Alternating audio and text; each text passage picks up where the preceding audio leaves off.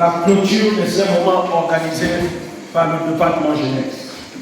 Il est important de suivre attentivement. Nous allons clôturer. Aussi, essayer d'aller vite, parce que demain, c'est la journée du Seigneur. Alléluia. Bonsoir et soyez les bienvenus à la suite de ce séminaire. Comment puis-je avoir l'assurance de mon salut? Depuis vendredi, nous avons donné les éléments qui montrent évidemment que quand un chrétien expérimente ceci dans sa vie, vit ceci dans sa vie, il est sauvé. Il a donc la garantie de son salut. Parce que dans le livre d'Hébreu, Jésus est la garantie de notre salut. C'est ce que le livre d'Hébreu dit. Jésus est la garantie de notre salut. Donc si j'ai Jésus, je suis rassuré de la vie éternelle. Et la vie éternelle n'est pas une histoire, mais la vie éternelle est une réalité. Et quiconque est né de Dieu obtient la vie éternelle. Alléluia. Jeune homme, il faut le comprendre clairement qu'au sortir de ce séminaire, il ne doit plus avoir des incertitudes à ton cœur par rapport à ton salut. Il ne faut plus que tu sois encore incertain. Il ne faut plus que tu te poses des questions comme les musulmans. On ne sait pas où, je ne sais pas où je veux partir. Parce que Dieu a répondu à cette question ou encore à ces questions depuis vendredi jusqu'à maintenant. Alléluia. Amen. Grand D, grand E, tant pour moi, pour ceux qui suivent, nous parlons ce soir de notre témoignage. Ouvrons nos Bibles dans Romains 8, le verset 16. Quelqu'un va nous lire ce passage biblique. Romains 8, le verset 16. Un jeune homme, promptement. Jeunesse, vous êtes fort parce que vous avez vaincu quoi? Jeune Jean, tu es fort parce que tu as vaincu. Parce que j'ai vaincu le malheur. Alléluia. Amen. Je sais que Timothée dit de toi. Vas-y. L'esprit assiste notre esprit. L'esprit assiste ou encore atteste à notre esprit. Et lui redit que nous sommes enfants de Dieu. Et nous dit ou encore nous affirme que nous sommes enfants de Dieu. Alléluia. L'un des éléments fondamentaux qui montre l'assurance de notre salut, c'est que le Saint-Esprit doit témoigner à notre esprit que nous sommes devenus enfants de Dieu. Il faut que le Saint-Esprit atteste cela. Si le Saint-Esprit n'a pas encore attesté, il y a un problème. N'oublions pas que lorsqu'on est né de Dieu, on est dans l'Esprit. Et désormais, nous appartenons à Dieu. Et le Saint-Esprit, qui est le gouverneur dans l'œuvre de Dieu, doit attester ce que nous sommes devenus. Notre nouvelle identité. Alléluia. Amen. Une nouvelle identité en Jésus. L'Esprit témoigne. Jeunes gens, il faut que le Saint-Esprit témoigne. Il y a le témoignage que le Saint-Esprit fait, mais il y a aussi le témoignage que les gens autour de nous témoignent sur la base de notre conduite. Alléluia. Sur la base de ce que nous sommes devenus. Car ce que tu étais hier, il faut qu'on constate une différence avec ce que tu es devenu aujourd'hui. Et c'est très important. Alléluia. Vous me suivez ce soir? Amen. Il faut que l'Esprit rende témoignage. Parce que le Saint-Esprit est celui qui atteste, il affirme, il est le contrôleur. Il vient contrôler, il vient attester, affirmer que toi ou moi, je suis devenu enfant de Dieu. Alléluia. Je suis devenu enfant de Dieu. Et c'est le meilleur des témoignages quand le Saint-Esprit atteste. Il faut que l'Esprit atteste que je suis devenu enfant de Dieu. Un jeune me saisit ce soir? Amen.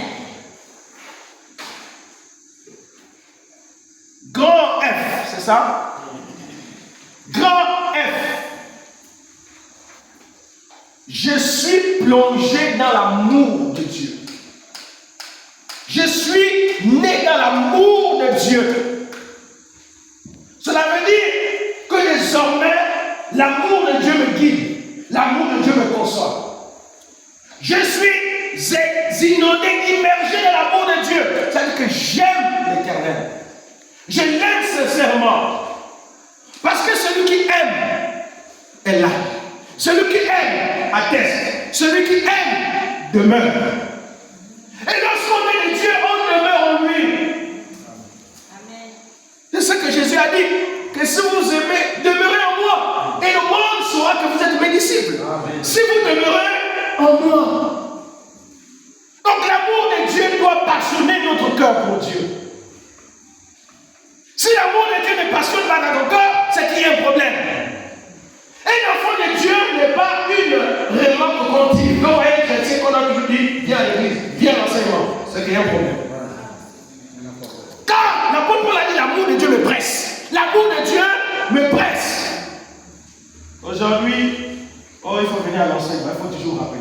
On n'a pas besoin de rappeler ça. Lorsqu'on a l'amour de Dieu nous presse. On n'a pas besoin de te dire, viens à l'église. On n'a pas besoin de te dire, demain, il y a l'enseignement. Demain, on fera ceci. Non, l'amour de Dieu te presse. Amen. Et nous, lorsqu'on se convertissait hier, c'était ça. On voulait même assister aux réunions des femmes. Je connais même mes frères, réunion de maman, il est là. On le chassait même pour dire, toi tu fais quoi ici? Tu n'es pas une femme. Il dit non, vraiment je veux comprendre, je veux être édifié par les enseignements. Au point où les mamans étaient venus ici. Tous ceux hommes parmi les femmes. Noyés parmi les femmes. Pourquoi? Parce que l'amour de Dieu, c'est. Quand l'amour de Dieu nous presse, je vous assure que si on te dit même que va prier pour le mort, tu es capable d'aller prier pour le mort. Parce que l'amour de Dieu te presse. Alléluia. C'est ça lorsqu'on est né de Dieu. L'amour de Dieu est là en nous. Elle nous témoigne. Et nous voulons vivre dans cet amour. Nous aimons Dieu. On l'aime et on le craint. On l'aime et on veut faire ce qui nous plaît. On l'aime, on veut être avec lui. Alléluia. Amen. Beaucoup de jeunes n'êtes pas encore mariés avec votre coordinateur. Mais vous constatez que votre coordinateur est marié. Il a une femme. Ça veut dire qu'il aime sa femme. Il a épousé sa femme. C'est ça l'amour de Dieu. On veut être avec la personne qu'on aime le plus. Votre coordinateur est avec sa femme parce que c'est la femme qu'il a aimée, qu'il a choisie. Amen. Amen. Et c'est important. L'amour de Dieu, c'est ça. On veut être en présence de Dieu parce que c'est lui qu'on aime. Et c'est lui que nous devons exprimer. Quand on aime, on exprime l'amour. L'amour a un langage. Vous m'écoutez ce soir? L'amour a un langage. La même manière que le frère Lodi à sa femme, il l'aime, il doit aussi dire cela à Dieu. Et c'est ce que Dieu veut que l'on fasse. C'est pourquoi parfois il est jaloux. Vous voyez? En vérité, la première personne, quand on se lève du lit, ce n'est pas à son mari qu'on dit chérie, tu as bien dormi. Non. C'est dit Père, je t'aime. Et ce soir, c'est ma première prière. Hein. Avant de mettre mes genoux au sol pour rendre grâce à Dieu pour la nuit, la première chose, c'est Père, je t'aime. On sent une connexion. Il faut qu'on ressent la connexion avec Dieu. Il faut qu'on sente que l'amour de Dieu grandit en toi. Tu es passionné par l'amour de Dieu. Vous voyez? Demandez à toutes les femmes. Si leur mari passe comme toujours à les dire de lèvres, je t'aime. Mais cet amour n'est jamais accompagné soit par des gestes, par des cadeaux. Vous savez, les femmes aiment les petites choses. Nous les hommes. C'est pas je t'aime qu'on mange. C'est pas je t'aime qu'on mange. Tous les jours, je t'aime, je t'aime. Un moment de je t'aime là. Ça accompagne, ça agace. C'est pourquoi les femmes sont sensibles aux petites choses. Dieu aussi est sensible à ça. Amen. Quand tu dis à Dieu, Père, oh mon Dieu, comme je t'aime, Père. Je suis prêt à mourir pour toi.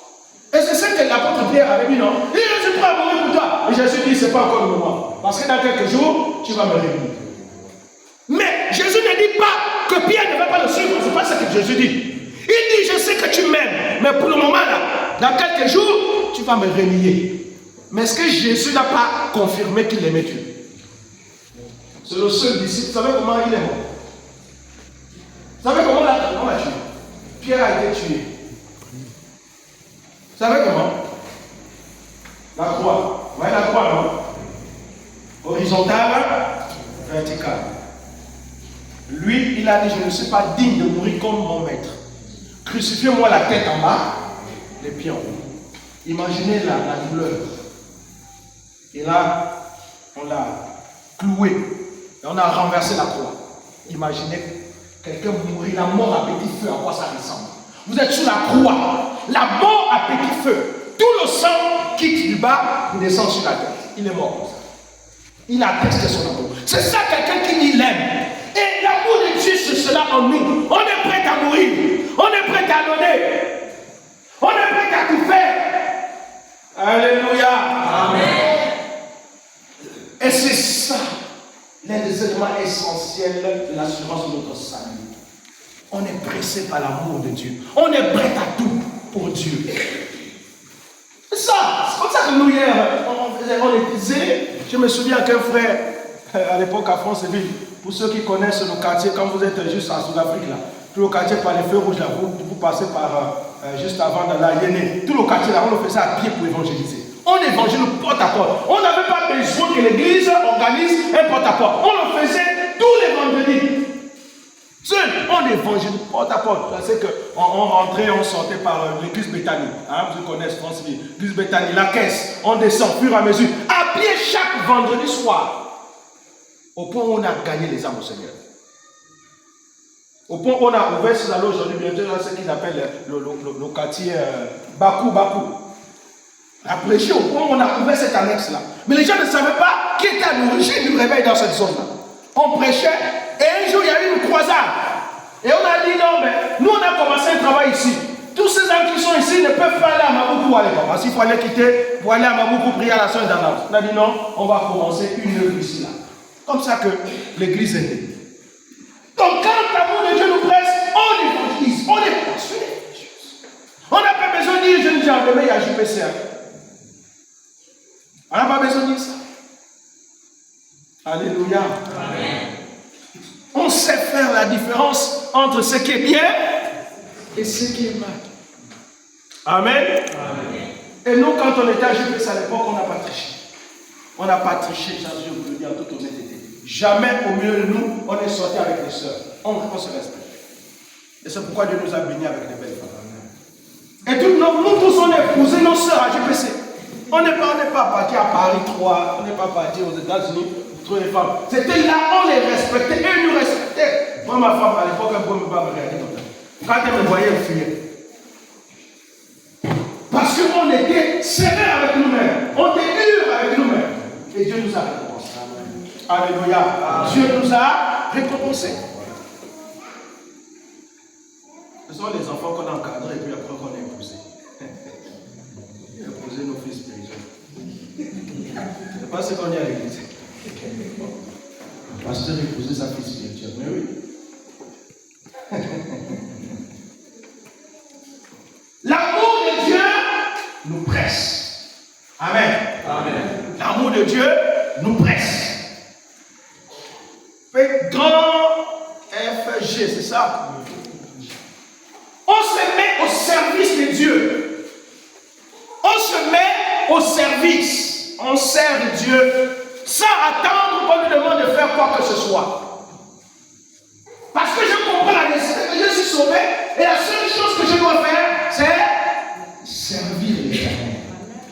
Et je commence, j'adhère un comité à GPC. Et j'appelle au coordinateur, qu'est-ce que je peux faire? Combien de chrétiens aujourd'hui? Peut-être qu'on ne s'adresse pas sur mon jeu. Mais combien de chrétiens aujourd'hui, on m'appelle le pasteur, on dit, pasteur, qu'est-ce que je peux faire? Là, je suis en congé, je suis libre, qu'est-ce que je peux faire? Vous voyez, on est prêt à servir le Seigneur. On est passionné pour le service. Pasteur, je vois les travaux. Qu'est-ce que je peux donner? Ça, c'est des questions difficiles aujourd'hui. Hein? On attend que le pasteur dise cotisons. Pas besoin d'attendre que le pasteur dise cotisons. Quand on est au service, on regarde, on sait que là, il y a tel besoin, il y a tel besoin. On agit. On n'a pas besoin de parler. Quand on sert, Dieu n'a pas besoin de parler. On regarde. C'est comme si on est dans notre maison. On sait qu'il y a telle chose qui manque. Les mamans savent ce qui manque à la cuisine. Il faut ouvrir. Quand il n'y a plus à manger, elles savent, non? Elle commence à dire, papa nous a dit, papa nous a dit.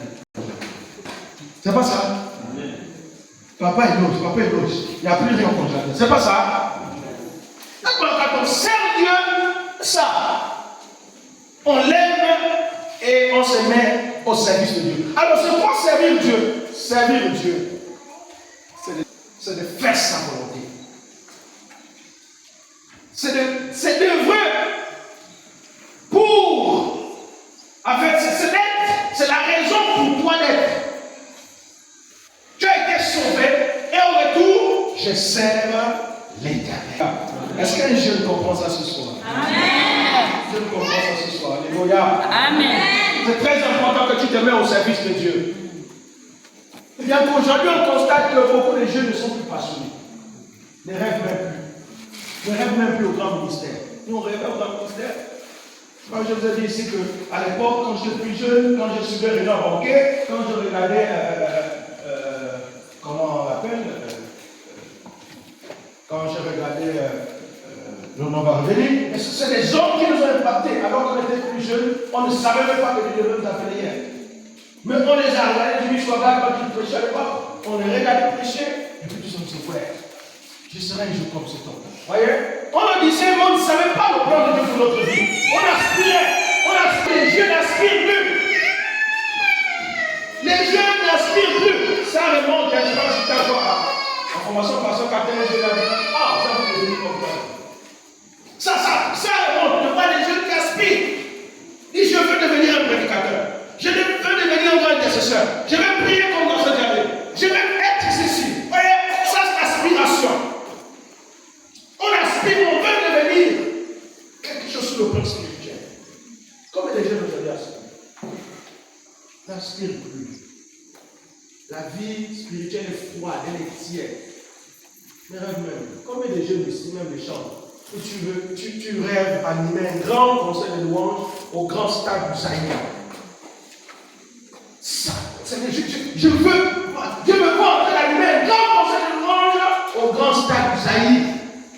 Ou je ne sais pas, à Paris, aux États-Unis. C'est des choses qu'il faut rêver. Et ça vient de quoi? Ça vient du degré de votre amour pour Dieu. Plus vous aimez Dieu, plus vous voulez ressembler à Dieu. La seule chose qui vous passionne, qui vous traverse l'esprit, c'est servir Dieu.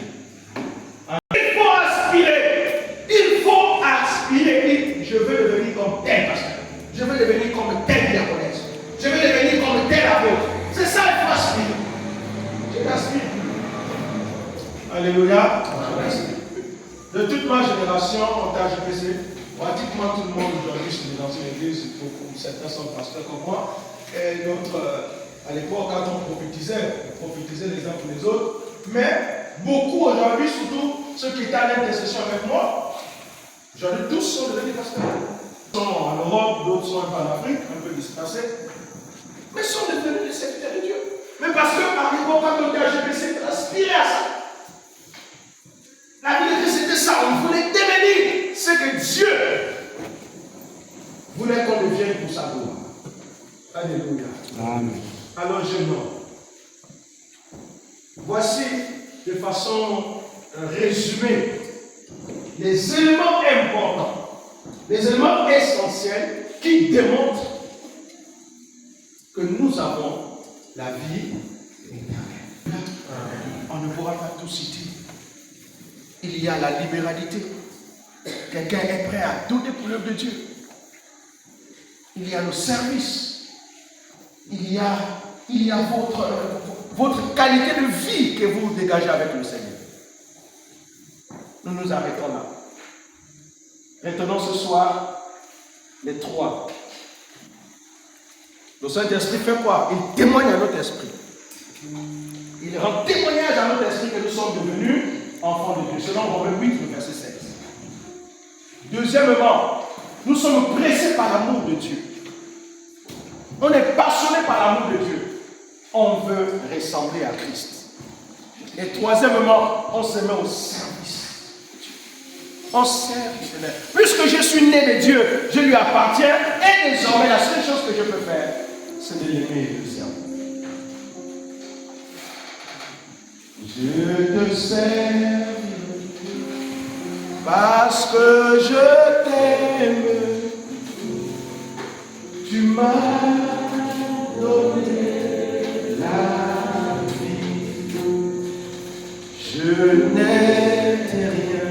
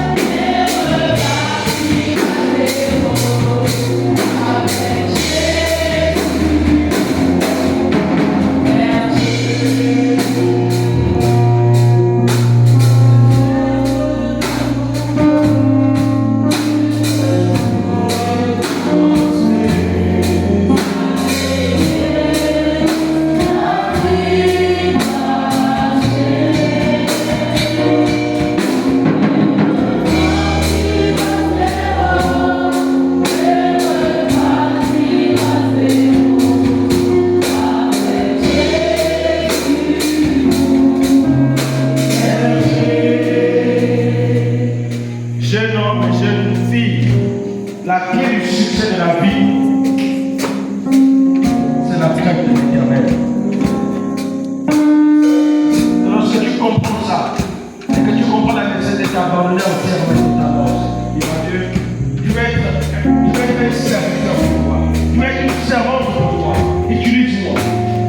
Utilise-moi pour ta gloire. Alléluia.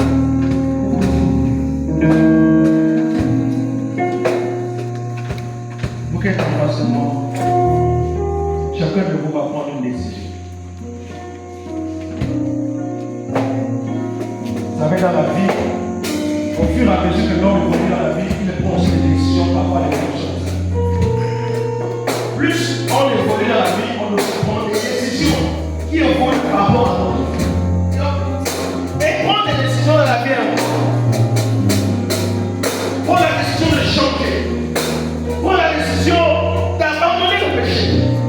Prends la décision de s'engager avec Dieu. Prends la décision de servir.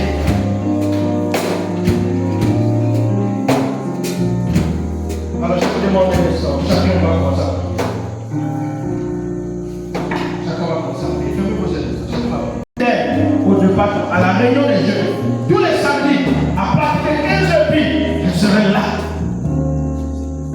Je ne veux plus être ce jeune qui vient aujourd'hui et le samedi prochain, je ne suis plus là. Non, je vais m'en tâcher. Dès 15h, je suis à la réunion. Ça peut être une décision.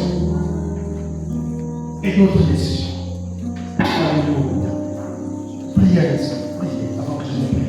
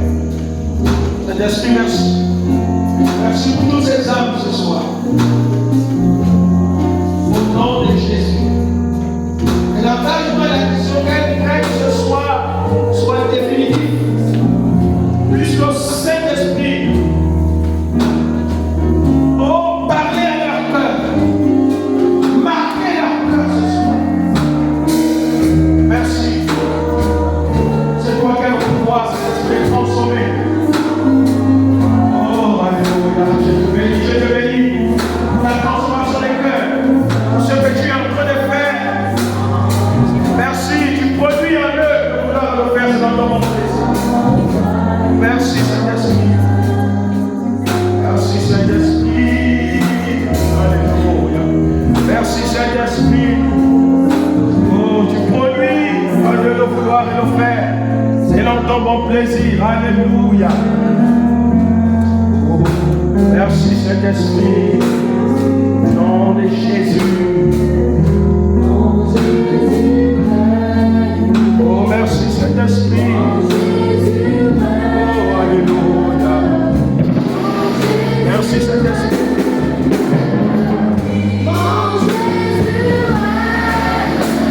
Je vais prier pour la maison catholique. Alors, vous qui êtes en face de moi.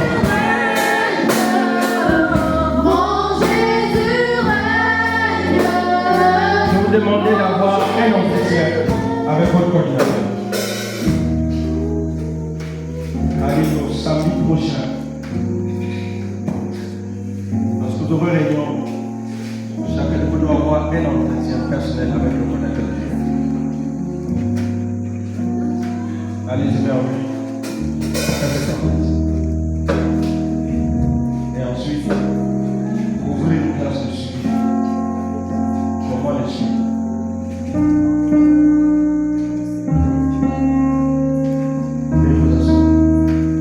Prions pour la deuxième, la pensée de la servir Dieu. Vous voulez servir Dieu d'une manière ou d'une autre. Je vais prier avec vous. Tu veux servir Dieu. Peut-être que tu rêves que tu sois pasteur un jour. Peut-être que tu rêves que tu seras apôtre un jour. Peut-être que tu rêves que tu seras une chantre comme Dina Wanda et les autres. Peut-être que tu rêves à ça. Alors tu peux te lever là où tu es, je vais prier pour toi.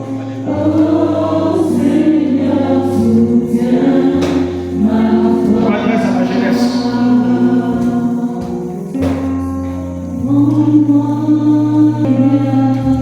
Que dans ton cœur, tu veux servir Dieu.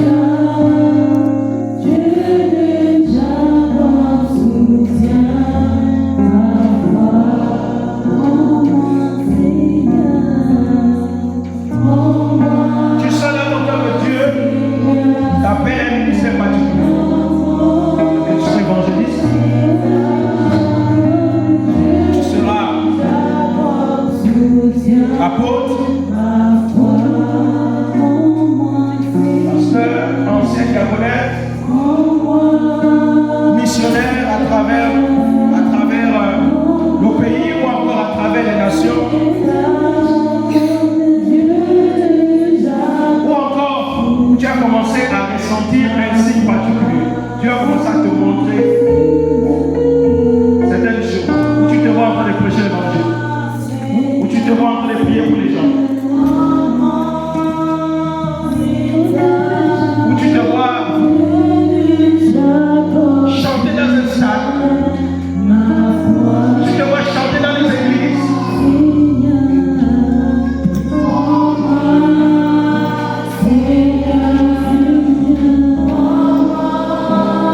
Avancez, je vais terminer avec vous.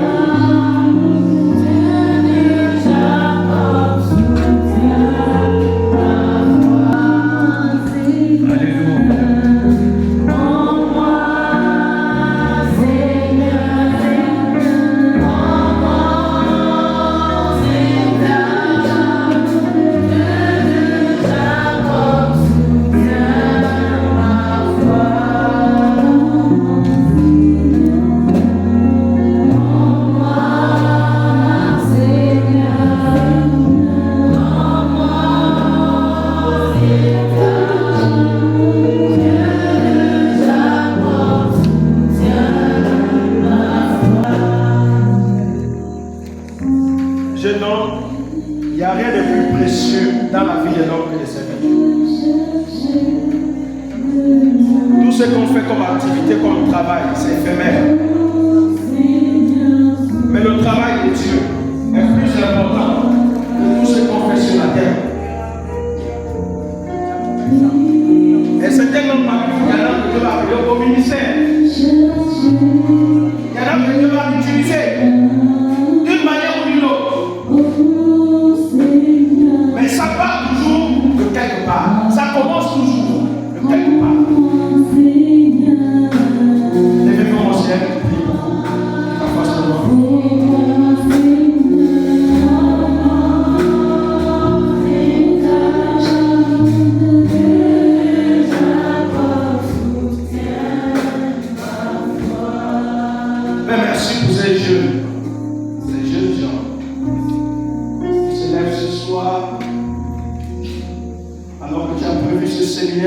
tel moment.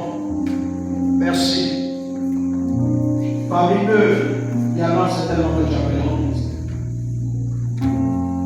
Nous nous souvenons de notre jeunesse lorsque nous commençons à jeûner, c'est très jeune. Et nous ne savions pas ce que Dieu avait tracé pour nous.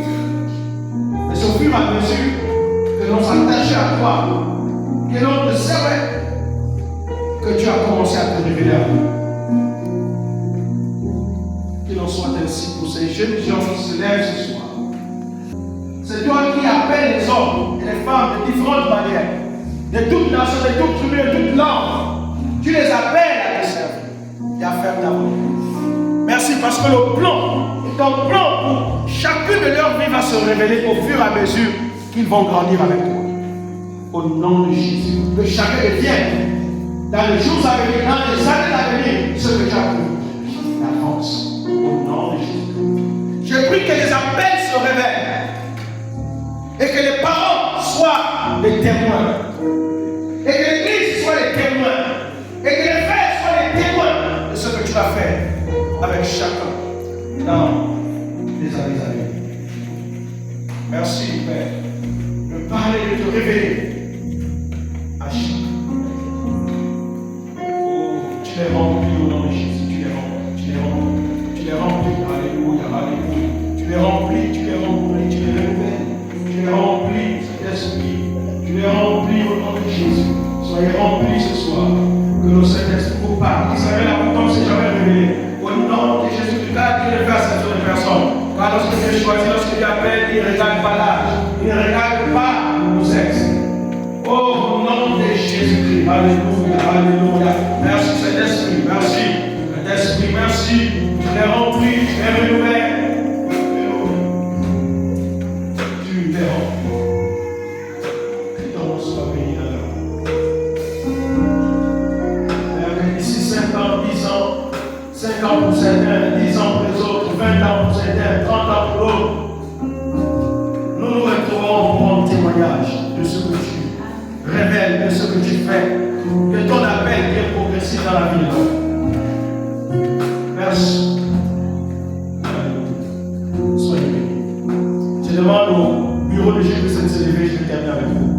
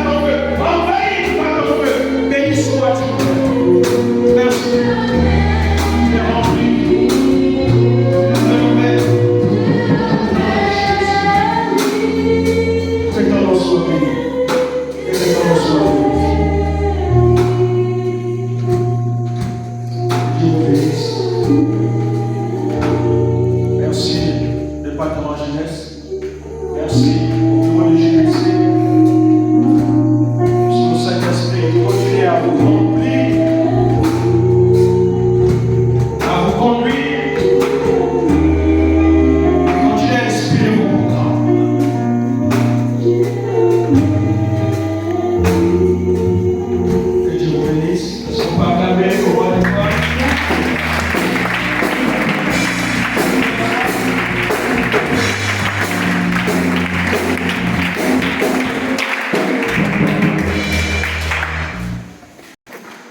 La première fois, je m'adresse au Dieu. On a prophétisé sur moi qu'un jour je serai pasteur, sera celui de prière. Alors qu'un diacre se levait, saisi par le Saint-Esprit, va venir vers moi et va me parler pour dire tu seras un grand pasteur. Et voici ce que je vois. C'est la première fois que je suis tombé sous l'onction du Saint-Esprit parce que Dieu m'avait parlé ce jour de façon particulière. Et la deuxième fois, c'est en pleine réunion de JPC. Où l'Esprit de Dieu va saisir le coordinateur de l'époque et va prophétiser sur moi en disant tu seras un grand pasteur. Je vois le ministère en toi. Que tu vas parcourir les nations. Je vois le ministère en toi. Et la troisième fois, Dieu se révèle à lui de m'étonne. La première chrétienne convertie dans la famille qui prie jusqu'à présent à Bethanie. Et dans le pasteur avait dit je vois un jeune homme qui sera un grand pasteur dans votre famille. Et quand il rentrait le soir, il me disait, quand le pasteur prophétisait sur notre famille là, c'est toi que je voyais. J'ai dit, mais pourquoi moi? On est nombreux dans la famille, pourquoi moi? Non, c'est toi. Et quelques années plus tard, elle m'a regardé là, souri, elle dit, je t'avais dit que c'était toi, le pasteur de la famille. Alléluia. Amen. Je dis ça pour nous édifier, pour nous encourager et pour vous dire, JPC. C'est un lieu où Dieu se révèle. C'est un département où Dieu se révèle et appelle les gens. Alléluia. Amen. Merci au coordinateur de JPC à tout son bureau pour ce séminaire. Que Dieu continue à vous bénir. Je vous remercie.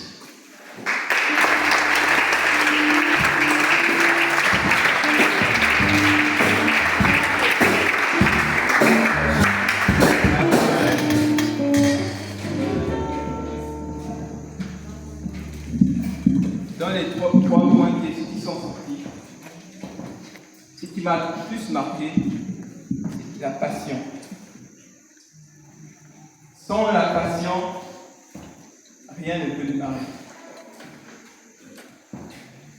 La passion est le carburant. C'est ce qui t'amène plus loin dans ce que tu veux faire. Donc, soyons passionnés de Dieu. Et lui-même, il va faire le reste. Ok, on va passer. Qui est le fond? Chante. Nous venons, Seigneur, avec joie.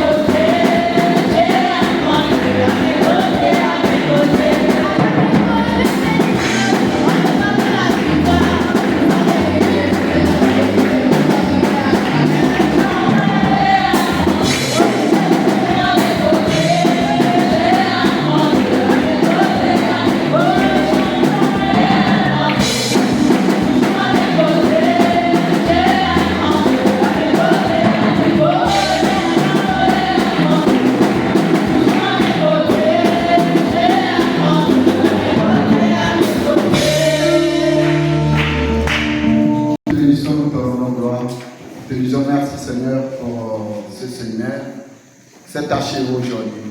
Merci Seigneur pour tout ce que tu as fait dans la vie de tout et chacun. Merci Seigneur pour la conversion des âmes. Nous te glorifions Seigneur. À toi la gloire et la puissance. Nous recommandons ces offrandes bénies et sanctifiées. Que toute la gloire te revienne. Au nom de Jésus que nous avons prié. Amen. Amen. On va écouter l'hymne de JP.